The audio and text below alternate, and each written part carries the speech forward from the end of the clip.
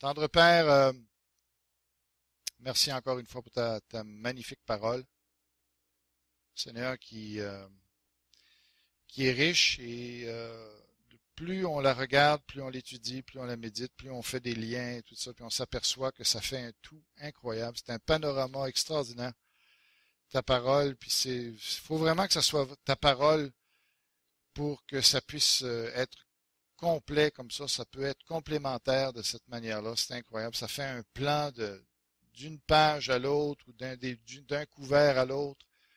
Seigneur, on voit que c'est toi qui es derrière ce livre-là, parce qu'autrement, ça serait tout décousu, il y aurait plein de contradictions, on se contredit nous-mêmes dans nos discours d'une semaine à l'autre, et on voit quand on lit ta parole, ça fait tellement un cheminement d'un bout à l'autre qui est intelligent, on voit qui est pensé depuis longtemps, toutes les images que tu as données dans l'Ancien Testament pour le Nouveau, etc., que le fait que la Genèse commence avec l'arbre de vie, finit avec l'arbre de vie. C'est vraiment incroyable quand on voit comment ça a été écrit au travers de l'histoire par différentes personnes. On veut te dire ce matin, Seigneur, qu'on est en admiration devant toi, devant ce livre-là que tu as constitué au travers des âges et que tu as défendu aussi au travers des âges. On le sait, il y a eu tellement d'opposition, on l'a brûlé, on l'a séquestré, on l'a enlevé, il n'y a rien qui n'a pas été tenté pour l'anéantir, et pourtant c'est encore le livre le plus lu au monde. Et combien il fait de miracles, combien il transforme de vie, combien il sauve des gens, combien il restaure des vies. C'est incroyable, on veut te louer pour ta parole ce matin. Que tu sois béni de nous avoir confié ce trésor, ce dépôt qu'il nous faut garder fidèlement. Accorde-moi la grâce ce matin, Père, de pouvoir transmettre ta parole avec zèle, avec autorité, avec humilité, parce que Seigneur, je ne suis que ton porte-parole, et la puissance, elle n'est pas dans ma bouche, elle est dans le livre, et elle est dans le Saint-Esprit qui utilise ce livre-là. Alors Seigneur, manifeste-toi ce matin. Permets que ce soit clair, qu'on retienne ce qu'on va entendre. Permets, Seigneur, qu'on puisse le mettre en pratique et que ton esprit plane sur nous ce matin pour faire ton œuvre dans nos cœurs. Au nom de Jésus-Christ. Amen. Bien, la semaine passée, on était rendu presque à la fin du livre du chapitre 2. Et on a vu combien Pierre a construit son message d'une manière extraordinaire.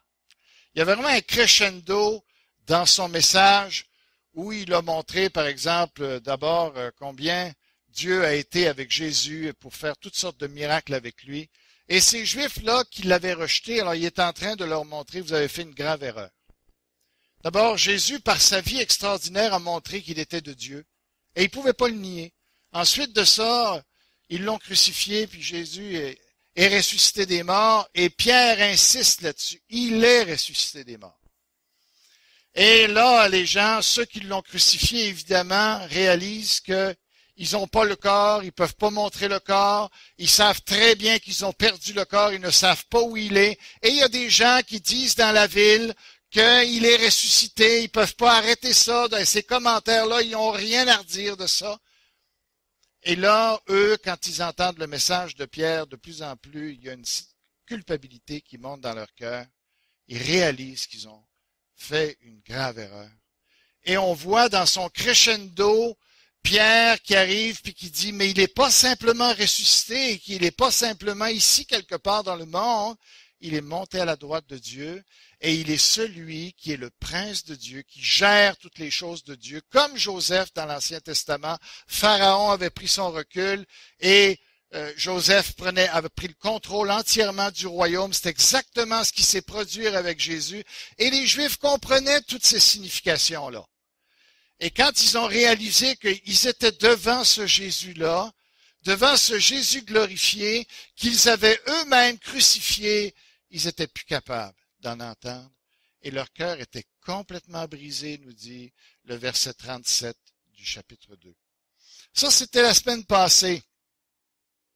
Et on arrive cette semaine à la réponse de Pierre qu'il leur donne face à leur question. Que ferons-nous, hommes, frères? Ces gens-là sont bouleversés dans leur cœur. Ils ont réalisé que, wow, qu'est-ce qu'on a fait là? Et là, Pierre doit leur donner la réponse de ce qu'ils doivent faire.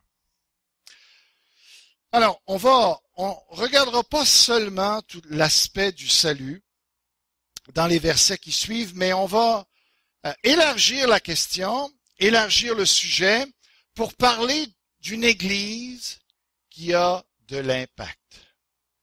On veut se concentrer sur les versets qu'on va lire, qu'on va méditer ce matin, avec cette pensée-là, qu'est-ce que ça prend dans une Église pour avoir de l'impact? Il y a des gens qui vont dire, ça prend de la louange. D'autres vont dire, ça prend une Église qui est hyper organisée. D'autres vont dire, ça prend des projets, ça prend des ministères qui fonctionnent bien. D'autres vont dire, c'est l'évangélisation que ça prend. Chacun a un peu son idée de ce que ça prend pour avoir une belle Église. Et des fois même, ça fait des conflits dans les églises. Parce qu'un dit, non, c'est l'enseignement, c'est l'enseignement. L'autre va dire, c'est l'évangélisation, c'est l'évangélisation. L'autre va dire, c'est la louange, c'est la louange. Puis finalement, au lieu de construire, ils sont en train de tout détruire. C'est assez spécial. Dans le texte qu'on a ce matin, ça nous dit ce qu'est une véritable Église.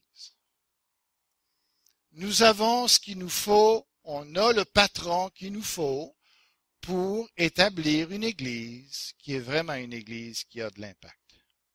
Et on va regarder ça ce matin en détail. On va se concentrer sur les versets qui sont là et on va méditer ensemble la beauté de cette Église-là du début et qu'on recherche, qu'on devrait rechercher. Et on va voir ce qui est important dans une Église. Et il faut qu'on soit dans la même pensée par rapport à ça. Alors, si vous voulez bien, on va regarder le texte, mais je vais descendre en bas parce que je veux en même temps rendre ça un peu plus visible les choses.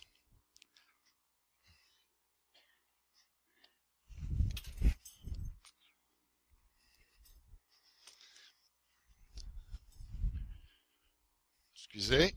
Ce sera pas long. Vous allez comprendre pourquoi je fais ça, mais attendez un peu. Je sors mes affaires. Ici. Faire du ménage. Bon.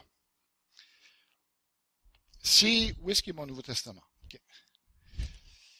Quand on regarde le texte, en méditant le texte,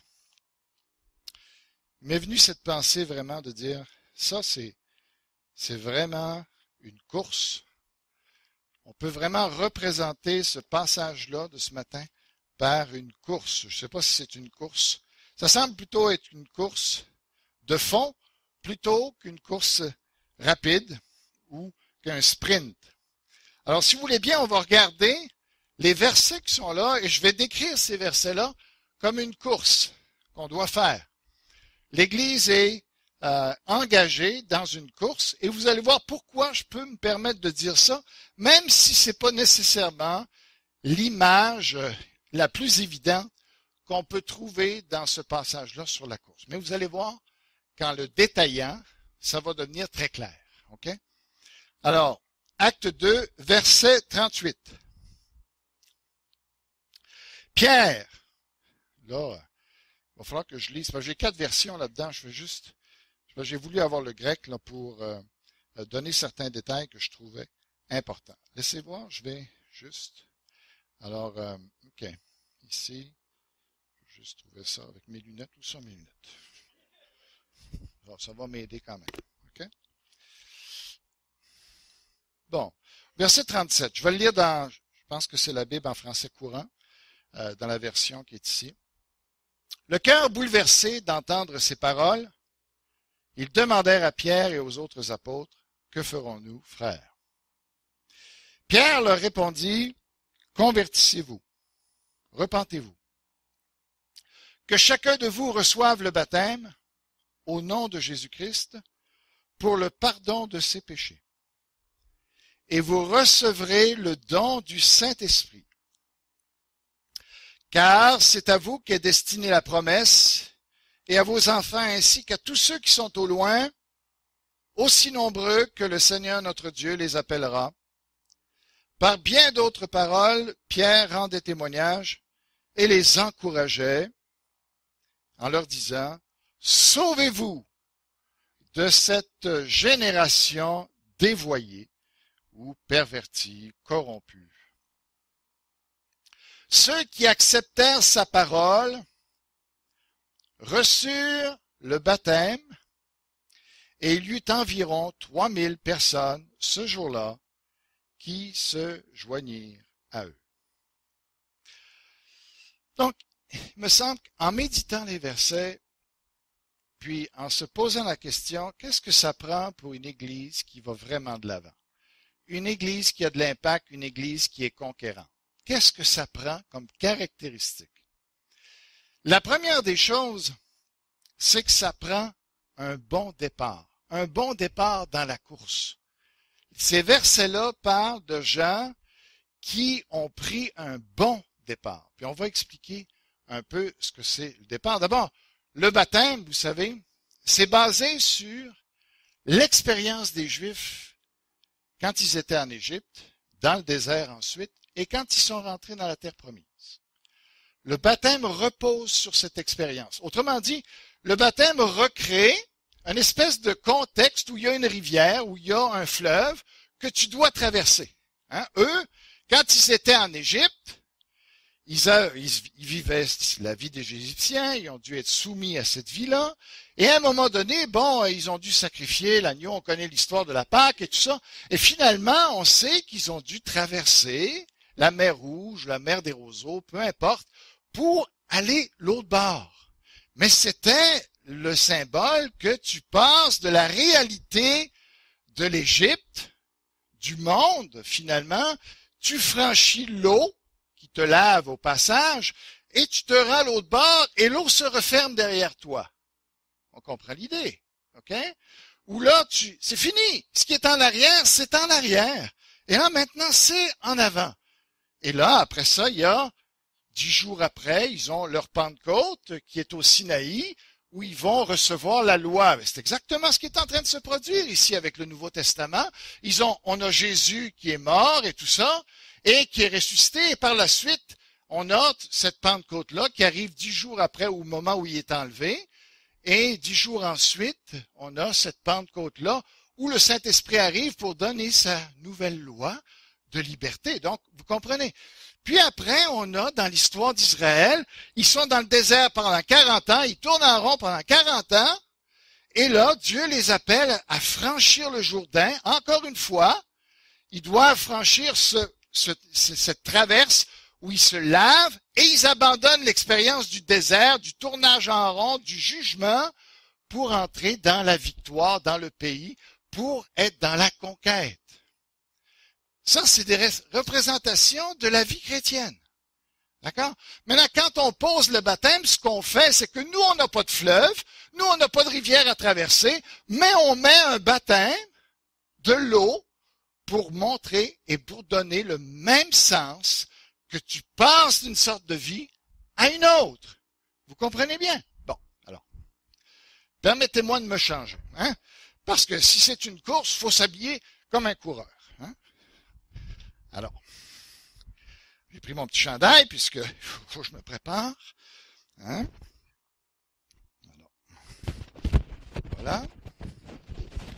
voilà. Ça va aller vite, Bon. OK. Si j'ai de l'air un peu plus d'un coureur, ça va? Pas pire, OK. Mais rien d'une chose, c'est sûr que ça prend quand même l'équipement pour courir.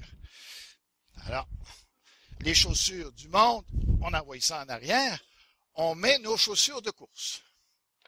Bon, ça ne sera pas bien là. Je suis pas comme Einstein, je suis capable d'attacher mes souliers. Vous saviez qu'Einstein n'était pas capable de faire ses lacets de souliers. Alors, moi, je suis capable. Bon. Alors, voilà. Alors, vous voyez d'une façon évidente que je suis un grand coureur, n'est-ce pas? Extrêmement en forme, que je risque de battre des records. Alors, la ligne de départ est là. Je dois m'installer pour être sur les blocs de départ. Et là, vous savez comment ça se passe avant la course. Hein? Les gars sont là, ça saute un petit peu, ça fait ses petites flexions. Hein? Il y en a qui regardent la foule parce qu'ils ont vu papa manquer là. Hein? Puis il y en a d'autres qui se saluent. Bonne chance, bonne chance. Puis, où ils sont hyper concentrés. Ils sont comme ça. Hein? Alors là, ça se place. Et puis, en général, ils s'accroupissent. Hein? Ils sont prêts. Ils se mettent le pied dans l'étrier, si on peut dire. Et puis, ils ont juste une pensée. C'est qu'on s'en va par là. On va gagner. Mais, moi, j'ai l'impression qu'il y a toutes sortes de chrétiens. Il y a des chrétiens qui, justement, sont comme ça.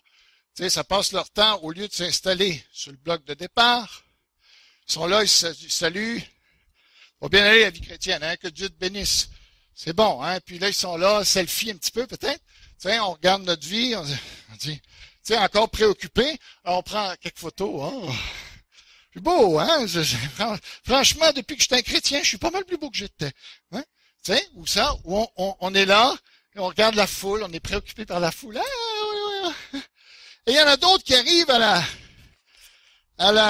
aux choses de départ, mais alors, c'est vraiment chargé, parce que ils sont très prévoyants. Ils font la course, mais ils ont mis beaucoup de stock dedans, parce qu'il faut quand même pas perdre nos petites habitudes. Alors, ils mettent tout ça là-dedans. Ils ont tout prévu, hein, pour leur voyage.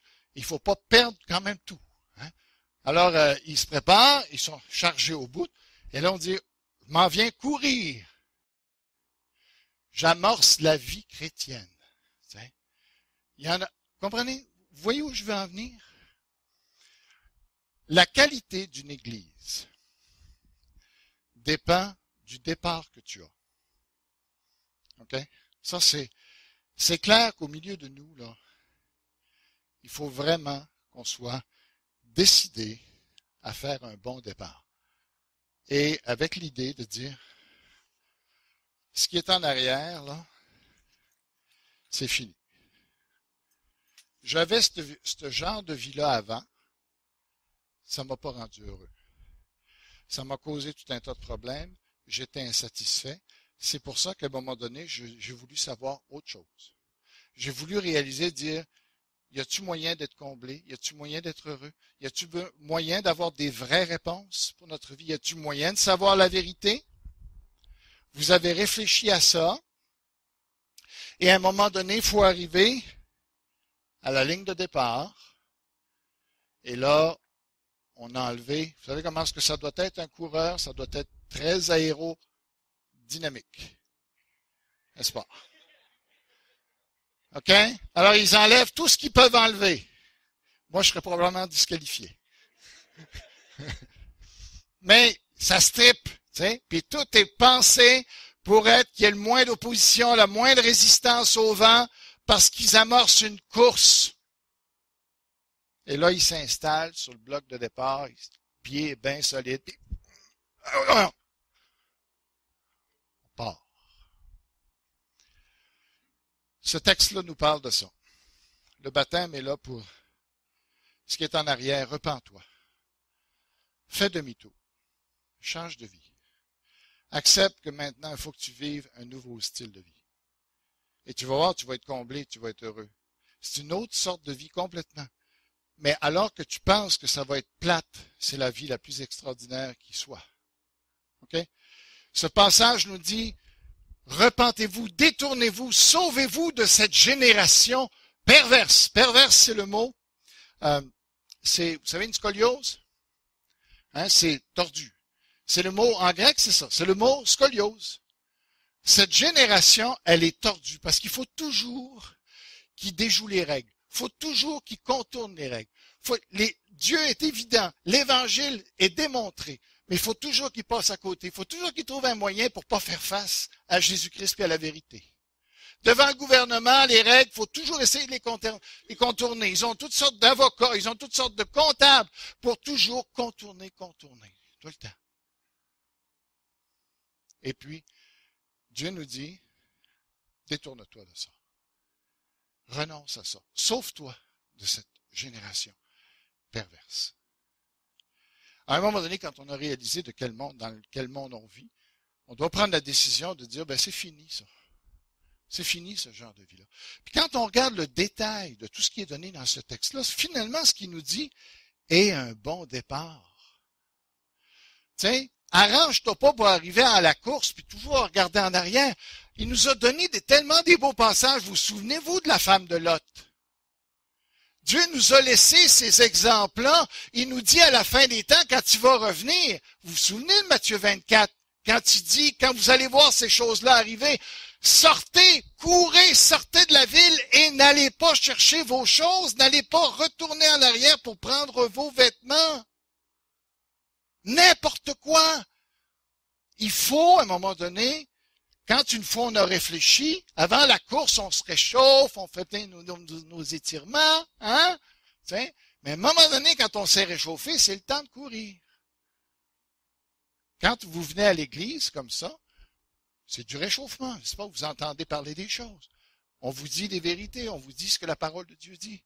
Puis vous avez le droit d'attendre, vous pouvez réfléchir, vous pouvez méditer sur le coût que ça coûte, le prix à payer.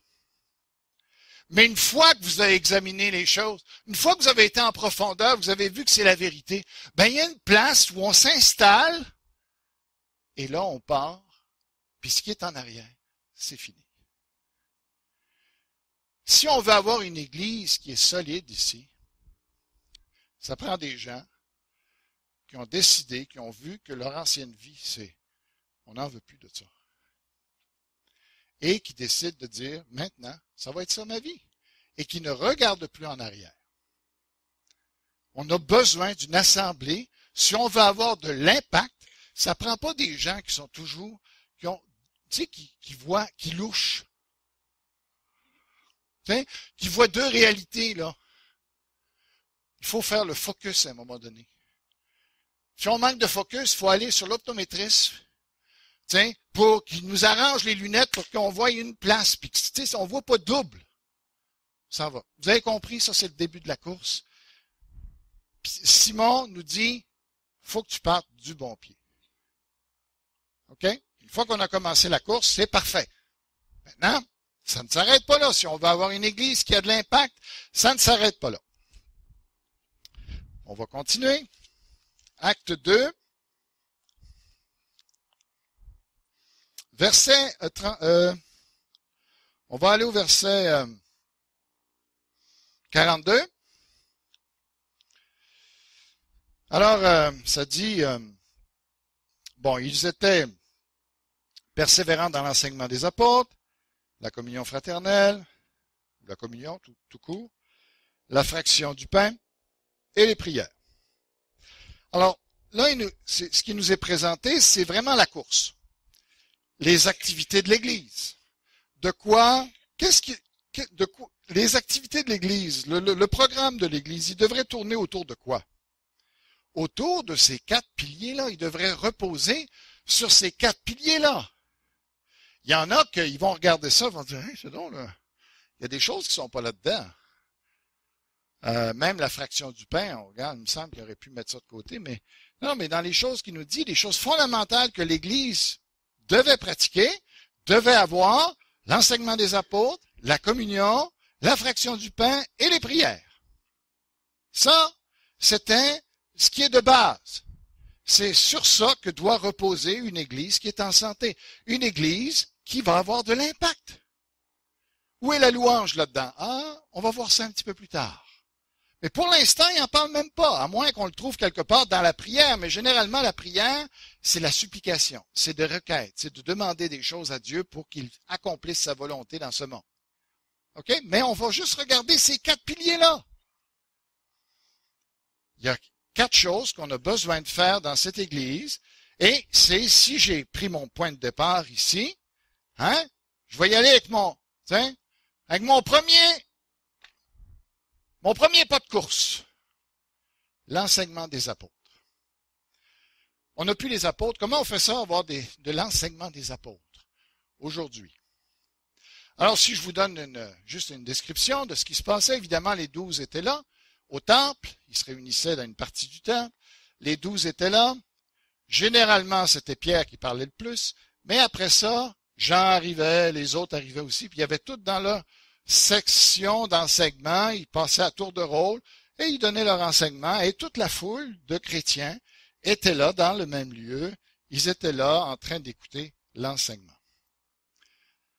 Comment on peut avoir ça aujourd'hui? Bien, remarquez, bon, on a la parole, oui. On a des prédicateurs. On a des enseignants, oui. Mais est-ce qu'on a vraiment l'enseignement des apôtres? Encore là. Bien, pour avoir l'enseignement des apôtres, il faut vraiment, idéalement, c'est de connaître le grec ou l'hébreu.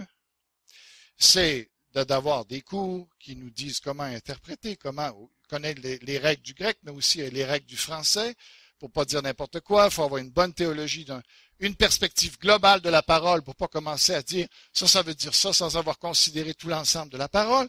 Il y a beaucoup de choses, de lois à respecter si on veut bien enseigner les Écritures. On fait pas ça n'importe comment. Alors ça prend de la formation, ça prend tout ça. Bon. Mais il y a aussi plus que ça. Avez-vous remarqué que l'enseignement des apôtres ici ne divisait pas, mais unissait? Ce que je remarque aujourd'hui dans notre merveilleux monde évangélique, c'est que l'enseignement divise. Pourquoi?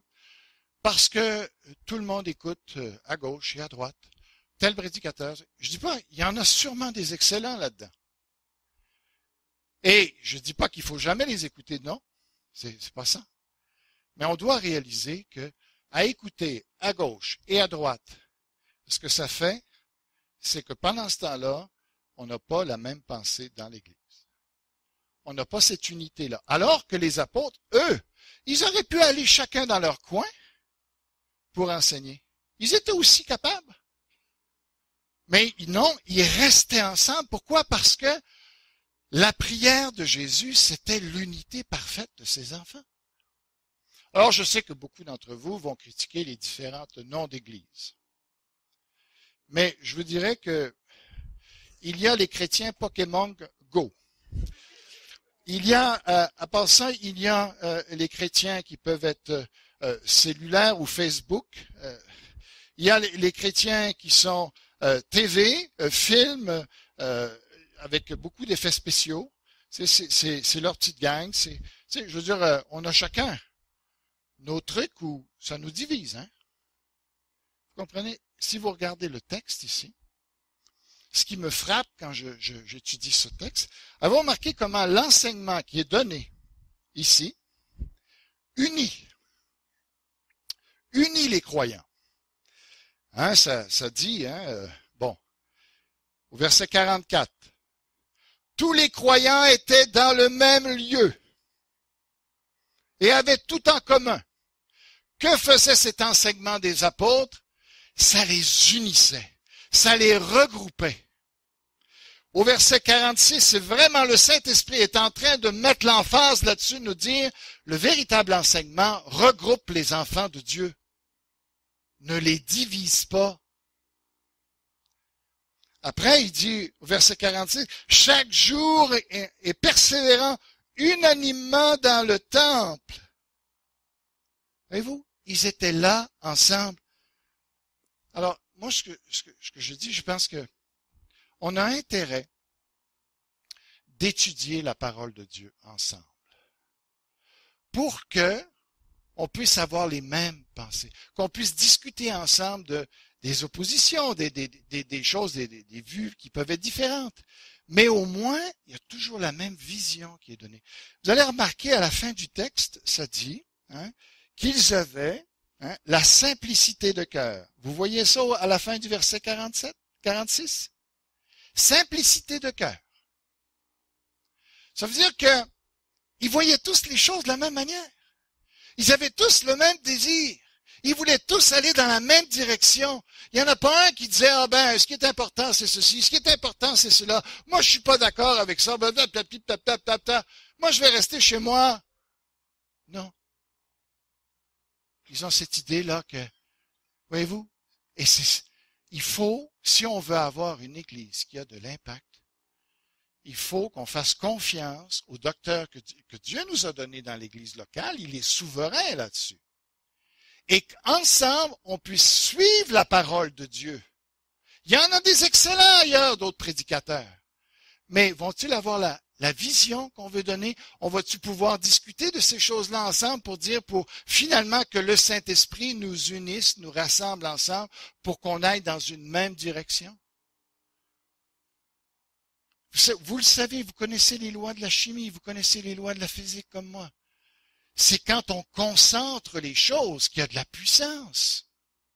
Si on est chacun avec nos idées, nos petites recherches, nos petits enseignements, nos petits docteurs, nos petits ci, nos petits ça, sans s'en rendre compte, on est en train de s'éloigner les uns des autres et on perd de la puissance. Si Dieu vous a amené dans cette église-ci, eh bien, croyez en Dieu. Croyez en sa souveraineté. Croyez qu'il sait ce qu'il fait. Et suivez. Suivons des disciples, soyons ensemble. Tu sais, s'il y a un sujet, on n'est pas d'accord, on en parle, on prie ensemble, on discute, on regarde ce que la parole dit. Et ça, c'est beaucoup plus sain. Êtes-vous d'accord avec moi? Est-ce que c'est ce que vous voyez dans les Écritures ici? Si vous n'êtes pas d'accord, vous pouvez me le dire. Hein? En train de penser, est-ce que ce que vous dites, j'ai comme l'impression que ce que vous dites, ça ne peut pas aller ailleurs, il n'y a pas les autres qui vont le dire. Il n'y a pas les autres personnes qui vont le dire la même chose que vous venez de nous dire. Non, je ne dis pas ça. Et je ne dis même pas que vous ne pourriez pas trouver un meilleur prédicateur ailleurs que moi, que Serge, parce que je ne suis pas tout seul ici, puis je ne veux pas rester tout seul. Je ne suis pas en train de dire qu'il n'y en a pas des meilleurs ailleurs qui prêchent mieux que moi ailleurs. Ce que je veux dire, c'est que si on veut l'unité de l'Église, si on veut vraiment grandir ensemble dans notre compréhension des choses, c'est dans la famille qu'il faut faire ça.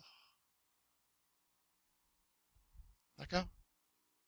Alors, ça ne vous empêche pas d'aller écouter ailleurs. Je ne suis pas en train de vous dire, mais le principal enseignement que vous devriez recevoir, c'est l'enseignement qui se donne à l'intérieur de l'Église. Ce n'est pas nécessairement au travers moi. Éventuellement, ce ne sera plus moi qui sera ici.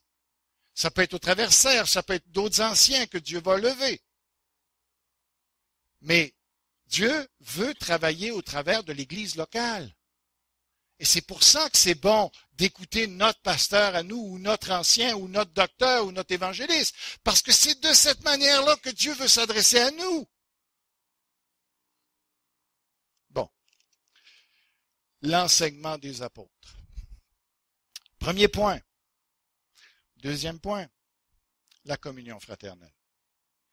Si ce n'était pas clair pour vous qu'il fallait se rassembler juste pour écouter l'enseignement, au moins, sur ce point-ci, c'est clair. Les chrétiens se tenaient ensemble. Et de quelle manière? Alors, c'est quand même assez extraordinaire que quand on regarde dans les versets ici plus loin, on voit qu'est-ce que ça veut dire la communion pour eux. C'était pas simplement jouer au golf ensemble. OK?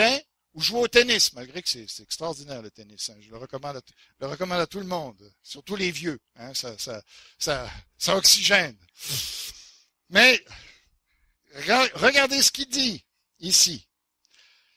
Qu'est-ce que ça a fait, cette communion? Alors, je ne sais pas si c'était un résultat, parce que, bon, on a parti du fil, hein, du fil de départ. On a fait notre premier pas, qui est l'enseignement. On fait notre deuxième pas, qui est la communion fraternelle. On n'est pas encore rendu au fil d'arrivée. Fil d'arrivée, c'est peut-être de ça qu'il parle. Dans le sens d'un résultat de la communion. Mais non, je pense qu'il parle de l'activité même, du pas lui-même de course, de ce qu'est la communion. Qu'est-ce qu'est la communion? Tous les croyants étaient dans le même lieu et avaient tout en commun. C'est le même mot grec. Koinonia ou koinonia.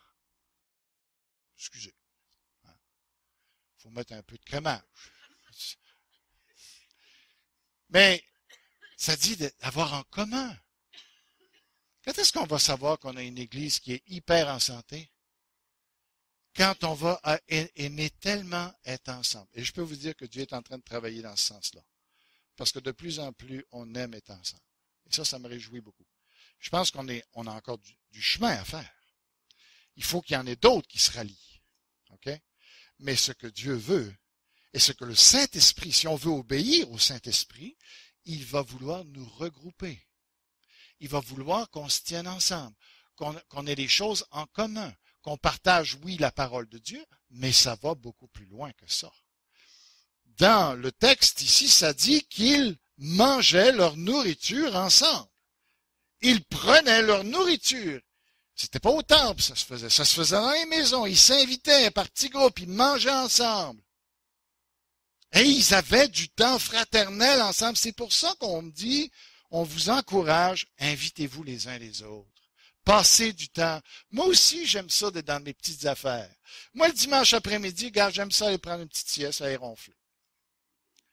Mais le Seigneur me dit, regarde, ça serait bon que tu passes du temps avec tes frères et sœurs. Alors, il faut inviter, il faut sacrifier certaines choses. Je dis pas que c'est un énorme sacrifice, mais juste des fois, ça peut être un sacrifice. Mais, à un moment donné, tu dis, qu'est-ce qu'on veut? Est-ce qu'on veut vraiment une église qui a de l'impact? Ou on veut être des gens éparpillés?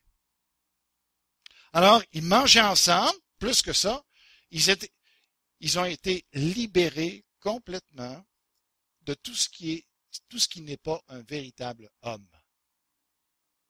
Jésus va dire dans son enseignement, il va dire, qui est-ce qui se préoccupe de la nourriture chaque jour? Vous avez la réponse? Les païens? Et qui d'autre? Non. Les animaux. Les animaux, ils ne pensent qu'à ça. Je regarde le petit Suisse qui est en avant de chez moi, il me chante pas de cantique, il prie pas, tu sais, il vient pas me voir dans mon salon pour se coller sur moi, tu sais, il vient pas me faire des tours, non, tout ce qu'il veut, lui, c'est de se remplir les bajoux, c'est tout. Vous comprenez? Alors ça, c'est les animaux. Il y a beaucoup d'hommes qui sont des animaux. Ils ne pensent qu'à les choses de ce nom. Et j'ai ce problème-là aussi. Mais ces gens-là, alors, avec l'aide de l'Esprit de Dieu, ils en sont venus à reprendre, à récupérer la dignité de l'être humain, qui est de se soucier des vraies affaires, de se manifester de l'amour, d'être ensemble, de s'entraider, de se joindre, de s'encourager, et ils n'avaient plus de souci de leur bien matériel. Ils s'en étaient rendus, mais ils étaient tellement délivrés de toute avarisme qu'ils étaient prêts à tout vendre pour les biens parce que pour eux, ce qui était important, c'est l'unité de l'Église, c'est le bien-être des frères et sœurs, c'était ça qui était important. Ils voulaient plaire à Dieu et c'était ça leur vie. Est-ce qu'on est prêt à faire ça, nous? Quitte à pas être compris des gens du monde, hein? Qui vont dire, tu vas donner tout ton argent, on s'en fout. Si c'est pour la bonne cause, c'est pour la bonne cause. Tu donnes l'argent dans ce que tu crois. Nous, on croit que l'Église, l'Évangile, la communion fraternelle, il n'y a rien de plus merveilleux que ça, et on veut investir dans ça. Vous me suivez? D'accord. Alors, la communion qu'on doit rechercher, c'est d'en arriver au point où nos maisons sont à tous, nos autos sont à tous, nos biens matériels sont à tous, notre frigidaire est à tous, et on partage. Sans aucune crainte de manquer de quoi que ce soit. On a du chemin à faire, n'est-ce pas? D'accord? Alors, mais c'était pour avoir une église qui a de l'impact, c'est ce que Dieu nous demande. Je peux vous dire que ça va demander beaucoup de prières pour qu'on en arrive là. Parce qu'on est tous bourrés de crainte par rapport à ça. OK? Mais on doit goûter, mais Dieu veut nous faire rentrer dans une autre dimension de vie. qui n'est plus celle des animaux, mais des êtres humains délivrés. Troisième pas.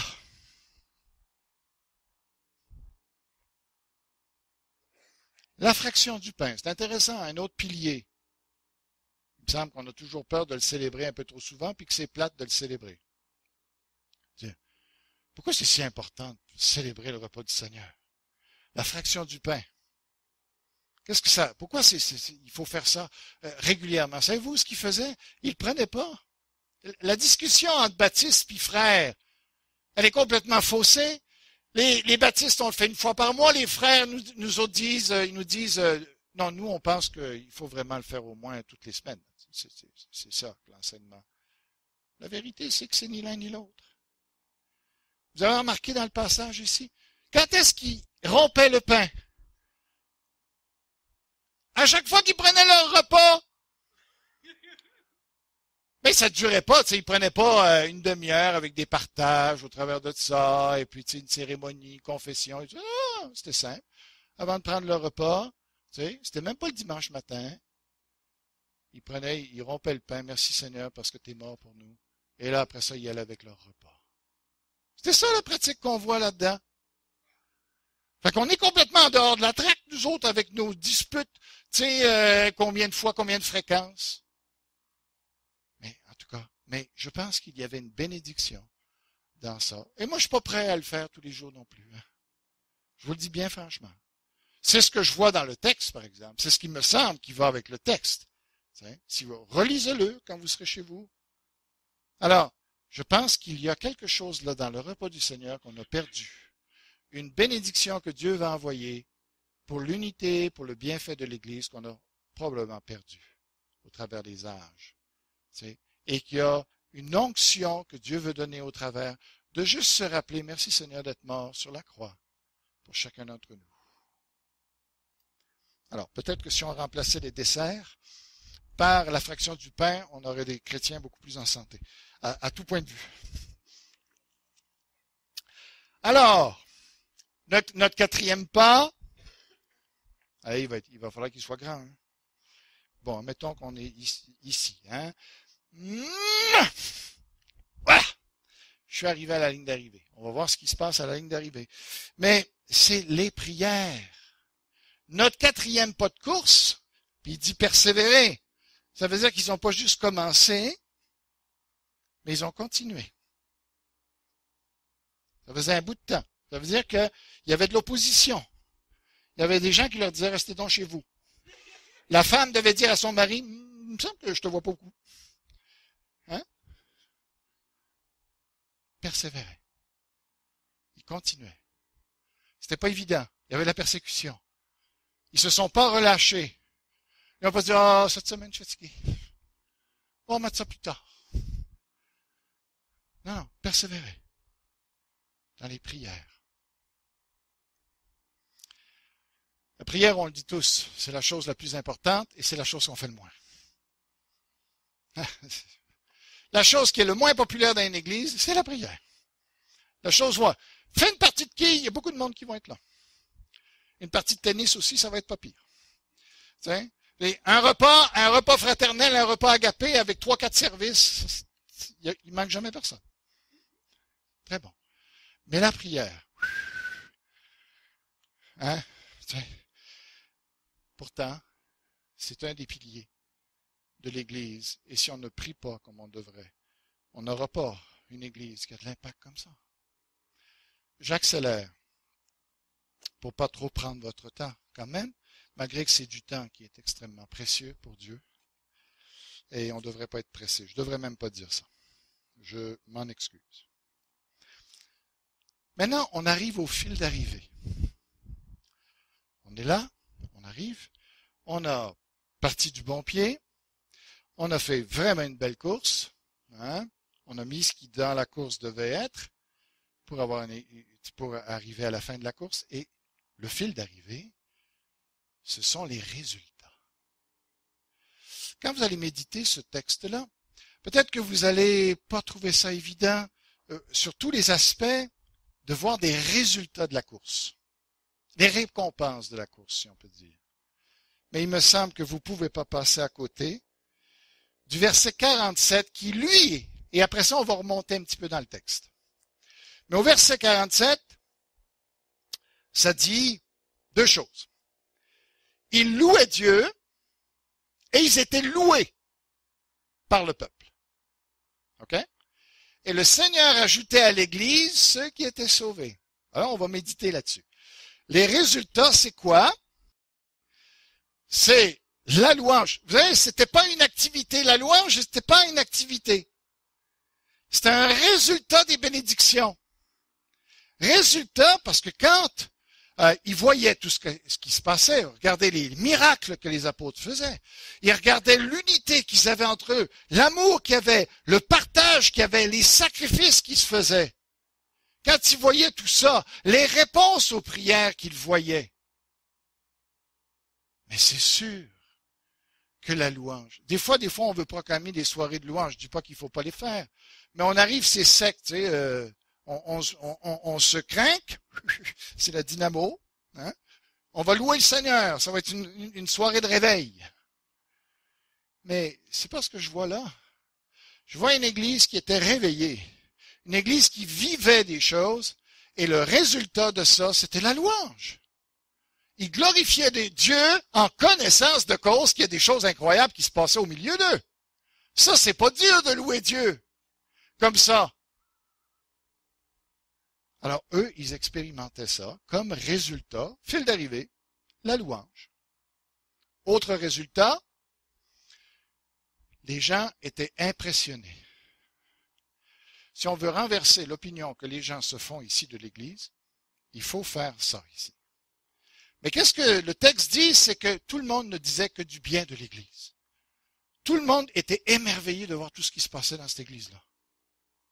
Il y avait tellement de gens touchés. Ils n'avaient que du bien à dire. C'était ça. Ils trouvaient grâce auprès de tout le peuple. C'est que les gens n'osaient pas se joindre à eux. Ça dit plus tard dans les actes. Mais ils n'avaient aucun commentaire négatif à faire sur l'Église. Parce que quand tu vois toute la série de choses qui sont en train de se faire avant, je comprends qu'ils n'avaient pas grand-chose à dire.